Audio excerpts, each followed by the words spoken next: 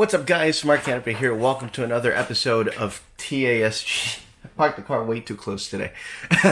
Anyways, today I want to talk about something that happened just about a little over a week. So I switched over to iPhone. I did. 12 Pro Max. Why the hell not? I mean, it's pretty. I've always wanted to switch over to iPhone, basically since the Note, and kind of having one of those moments of shopper's remorse or something, buyer's remorse, that's the term, with that. And especially since I feel that this generation of Samsung devices, at least the 20 series, has really disappointed me in a way that I'm like looking at the other side of the spectrum and going like, yeah, it's time to go. And that's basically how it's been the last week or so. With that being said, I am thoroughly enjoying the iOS experience. This is currently my home screen, so it's, I ever since iPhone came up with the widgets update, they're copying Android. Android's had it for a while. I feel like that was one of the main things that really brought me into Apple. And it's funny because as a kid, I was like, all my other friends have iPhones, why can't I? Then I go ahead and take a look at the other side. I'm like, oh, I like what they're doing over there at Samsung.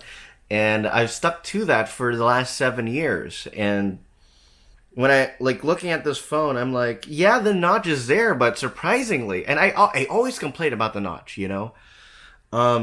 I was like, that's an ugly phone. How is the content supposed, you're blocking content with that notch. And it got so bad that I remember for a speech thing that I did in speech class, that I actually did an entire rant about the iPhone's notch. And then looking at the Galaxy Note, especially the 10 and the 20, that one had the punch hole cutout, and I thoroughly enjoyed that because you could see more of that content on that large screen. And surprisingly, when I switched over to iPhone, that content didn't really bother me. The notch didn't bother me at all, and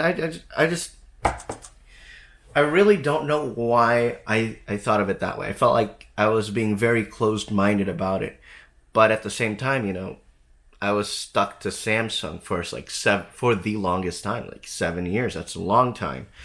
And when I was looking at, especially the 12, my gosh, the 12 is amazing. Let me tell you, this is 256 gigs.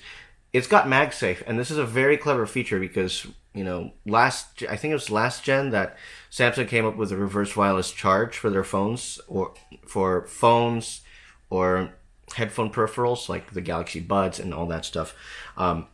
Apple, they came up with their response to it. It's not necessarily it's not necessarily a reverse wireless charge, but it is something to make the wireless charging experience, at least for your phone, that experience that much better. And that is MagSafe. And MagSafe so far has been pretty amazing. Unfortunately, I do have I haven't had time with the MagSafe charger, but I have seen it work like charm, and it's actually coming today. I just ordered it today, and it works very, very fast. Apple Pay versus Samsung Pay. Apple Pay is used everywhere, every single website, every single store. When you go to Disneyland, they're like, "Oh, you want to pay for Apple Pay?" It's like, what's a Samsung? It's like Samsung Pay. It's like mobile pay. Maybe that way? Nope, now I can just say I'll gladly use Apple Pay because it's more widely available. And that's also one of the reasons why I switched over, because most of my friends have iPhones. The only other person who does not have an iPhone, I believe, is Jensen. Because Heather also switched over to iPhone a couple years ago. And, of course, you have Stephen and Chloe, who have always had iPhone, so it's like, okay, well, might as well. And the first text that I texted all of them, it's like, don't I look good in blue? Because on Apple devices, Androids would show up as green, but blue, which is iMessage, would basically, the blue bubble would be for iPhone to iPhone. And so I surprised Chloe and Heather by texting them, "Don't I just look good in blue?" And they're like, "You switched over. You have an iPhone now." Yeah. Another one, FaceTime. FaceTime has been a lot of fun. I haven't been able to do it a lot because I've been in my room a lot, and I usually don't look very presentable. So, FaceTime is good in certain situations. Like if you're at Disneyland and you want to show your friend your favorite parade or anything, like, that's the type of stuff that FaceTime, in my opinion, is used for. Airdrop. Airdrop is, like, I remember when Airdrop was the newest feature. I think it was iOS 7 or something. And, you would always send friends memes and pictures and all that stuff. And the fact that I'm able to do that now, I know, it's like finally I'm coming back home to like a family of friends that use iPhone, and they're looking at me like, finally, you've joined the dark side. That's why I'm wearing this Star Wars Spirit jersey, because I finally joined the dark side. What else? What else would I say? Camera. Triple camera array, just like the Samsung. Dolby Vision Video, new for iPhone 12. So that technically means any Karen... Ooh. Rams at Buccaneers. Monday Night Football beginning right now on ABC. ABC 7. ESPN for national. Anyways, I've always held Samsung at a very high regard because of the megapixel numbers.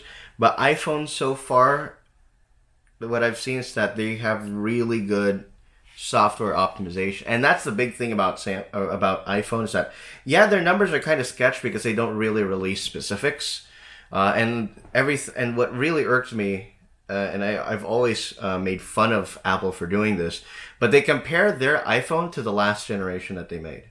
They never compared it to like to OnePlus, Huawei, or Samsung. They're always like that we've ever made on an iPhone before. And it's like, yeah, but yes, but kind of no. But kind of yes and also no. And like, I've always made fun of Apple for doing that, and so many other people have also made fun of Apple for doing so.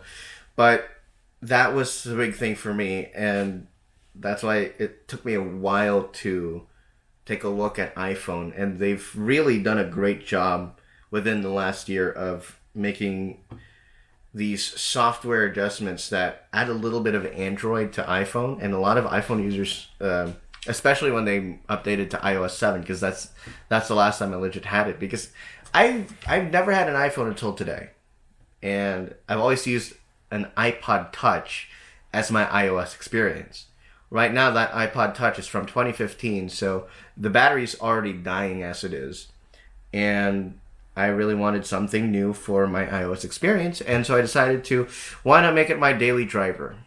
And that's what I've been doing.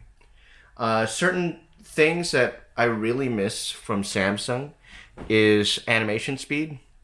Like, yeah, you can choose that you can just fade into the app, fade out to go home, but the thing about Samsung is that in their developer options, which that is the thing in Samsung, the developer options, you can actually choose the speed, so not like the rate of the transition animation. Like, you can choose slow, you can go like 0.5, or you can just do a hard cut to the app. And I really liked being in control of that, while Apple is just, oh, we'll just do it for you, don't worry about it. What else? Automations. Automations here is something that's very new to me, and I feel like it's actually resulted in my first time with an iPhone actually having a learning curve, which is surprising because, like, my friends have touted Apple as being the brand, like the easy brand. And I mean, as much as I like easy, I also like being in control of a lot of specific settings, like animation control, as I mentioned earlier. So moving on to Apple was just kind of hard looking at it, and I still use my Android as like a mini tablet, but it doesn't have any SIM cards in it. And if I plan to take it out, I'll probably use a personal hotspot to put on from this to the Android, because the S Pen functionality is truly what I'm missing. And it's the reason why I haven't had an S series device in just about a year. That's going to do it for us today. I'm Mark Canopy. Thank you for watching. Please hit that like and subscribe for more. Vlogs will return next week, as well as TASG Gamer. And stay tuned this Thursday for the Mandalorian Live Reactions Show, Chapter 13, The Jedi. We'll see you then.